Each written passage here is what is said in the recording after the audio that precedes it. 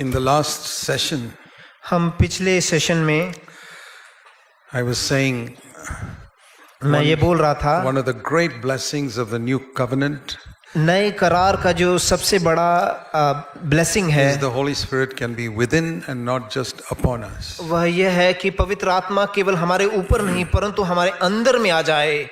There are many blessings in the new covenant. नए करार में कई सारे ऐसे ब्लेसिंग्स हैं। In the old covenant, you could only get forgiveness of sins. पुराने करार में केवल हमारे पापों का क्षमा हो सकता था। Psalm 103.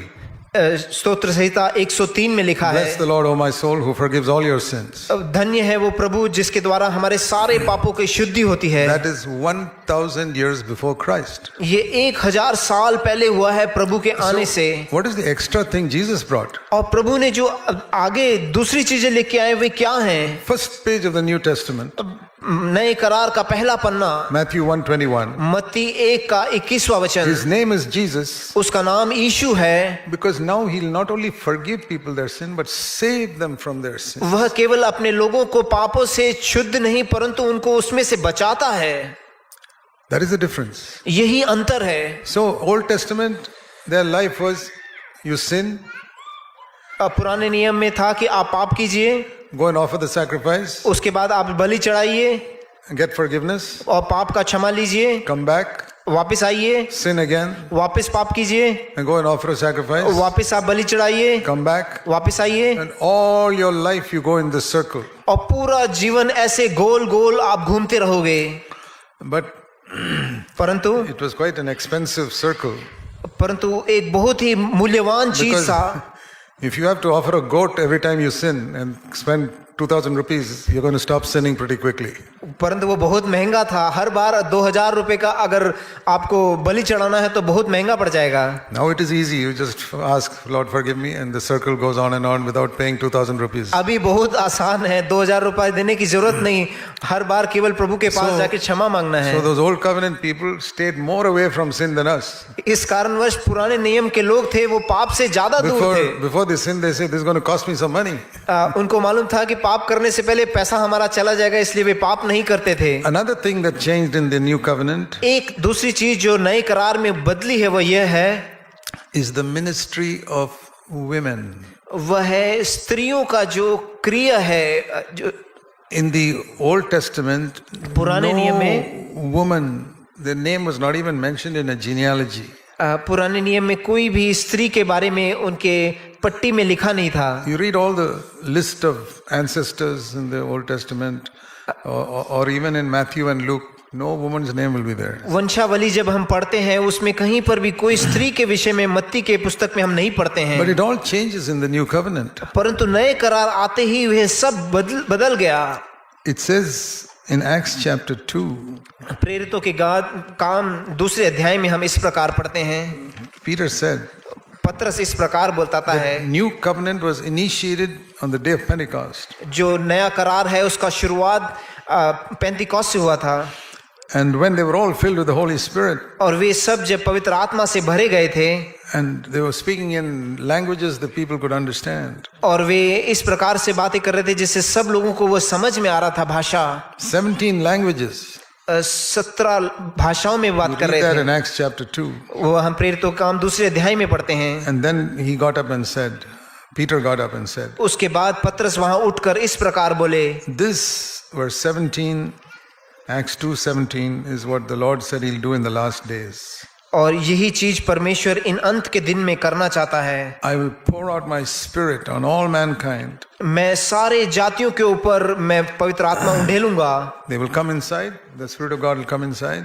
पवित्र आत्मा हमारे अंदर आएगा And then your sons and your daughters will prophesy.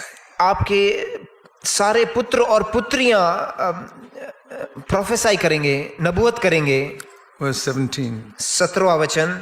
And 18, my bond slaves, men and women, I'll pour out my spirit. मैं अपने दासों और दासियों पर भी उन दिनों में अपनी आत्मा से And they shall prophesy. उंडेलूंगा और वे नबूवत करेंगे। The Bible says very clearly, a woman cannot teach. वहाँ प्रभु का वचन बताता है कि स्त्री कभी भी प्रचार नहीं करेंगी। But the Spirit of God comes they are supposed to prophesy. परंतु जब पवित्र आत्मा आता है तो हम वह करते हैं। Unfortunately, the Christian church has not understood that properly. ये जो सच्चाई है ख्रिस्ती गोला वह सही रीति से समझ नहीं पाया है। So either they go to one extreme like some of these American Pentecostal women who have just become teachers. या तो वे एक तरफ से गलत जगह पे पहुंच जाते हैं जहां पे अमेरिकन प्रीचर जैसे सारी चीजें स्त्रियां प्रचार करने लगती Or हैं, they go to the other extreme like some brethren assemblies where they don't even allow them to even give a testimony. और दूसरी रीति में एक और भी तरह पहुंच सकते हैं जहां पर जाकर स्त्री कुछ बोल भी नहीं सकती जैसे ब्रेदरन असेंबली में होता है। Everywhere in Christendom there is an extreme. हर जगह ऐसा एक एक्सट्रीम है क्रिश्चियन गोले में। In the church we must find the balance found in the Word of God. और हमें कलीसिया में वो मध्य मार्ग पर लेके आना है। For example, we heard about the importance of covering our head. हमने जैसे एक उदाहरण Sisters. बहनों के विषय में पढ़ा कैसे हमारे सर को कपड़े से ढांपना है। When does the Bible say a woman should cover her head? और प्रभु ने ये कब बोला है कि उनको ऐसे कपड़ा डालना चाहिए करके? That is in 1 Corinthians 11. एक कुरिन्थी 11वें अध्याय में ये बताया गया है। When she is prophesying जब वे नबूवत कर रही हैं, or when she is praying. नहीं तो जब वह प्रार्थना कर रही है। So it says here in verse 5, a woman who prays or prophesies with uncovered head is disgracing her head. इसलिए यहाँ बोला गया है कि जब एक स्त्री कपड़े डाले बिना जब प्रार्थना करती है तो वो प्रभु को आदर नहीं दे रही है। So prophesying is also mentioned there. वहां पर नबूवत के विषय में भी बताया गया है। So that's how the early church was. इसी प्रकार से जो पुराना नया कलीसिया था उस प्रकार से चला था। But they had a balance. उनको वैसा एक बीच मार्ग का बैलेंस था। In 1 Timothy 2, हम 1 तीमुथी 2 वचन अध्याय में it says a woman must not, verse 12, teach or exercise authority over a man. वहां लिखा है कि एक स्त्री इस प्रकार से कुछ प्रचार और मनुष्य के ऊपर कंट्रोल नहीं कर सकती। A woman cannot be an elder or a pastor. जैसे कि वह एक अगुआ या पास्टर बन के नहीं रह सकती। Then also we find many places they are disobeying now. परंतु हम देखते हैं यह चीज भी कई जगह पर गलत रीति से उपयोग हो रहा है। Christian world is full of people who are disobeying God's word.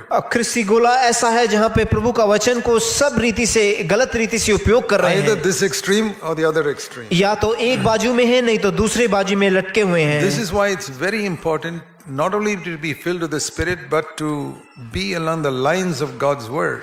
इसीलिए जरूरत है कि ना केवल प्रभु की आत्मा से भरे जाना परंतु प्रभु के वचन के अनुसार चलना। The word of God is like a narrow pathway with a cliff this side and that side. प्रभु का वचन एक छोटा सा एक सक्रिय मार्ग है, दोनों तरफ बड़े गड्ढे हैं।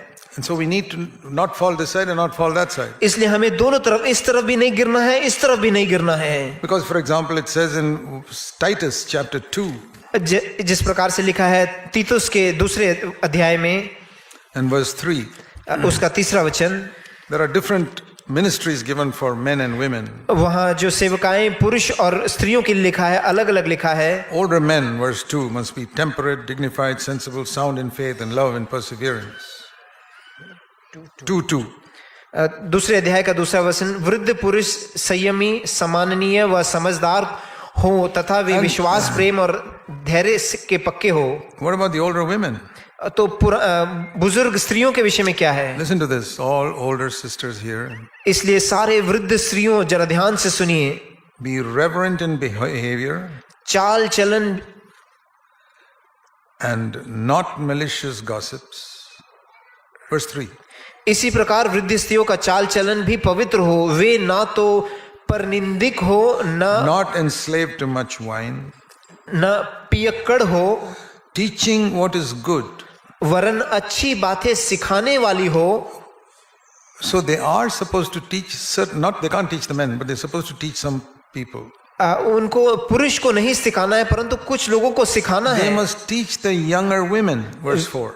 4 वचन में जैसे लिखा है जो छोटी स्त्रियां हैं उनको सिखाना है। What should they teach? उन्हें क्या सिखाना है? Mostly about home life. और घर के विषय में बताना है। To love their husbands, अपने पतियों को प्रेम करना, how to love and bring up their children, अपने बच्चों को कैसे प्रेम करना है और उसको कैसे बढ़ाना है, to be sensible, वह समझदार रहें, pure, पवित्र रहें, workers at home, सुगृहिणी घर में काम करने वाली, kind, दयालु हो, being subject to their own husbands, पति के अधीन रहने वाली हो, so that the word of God be not dishonored. जिसमें से परमेश्वर का वचन का निरादर ना हो। An older sister who is not doing all these things is disobeying the word of God. एक बड़ी बहन जो ऐसी चीजें नहीं कर रही है, वो प्रभु का वचन नहीं पालन कर रही है।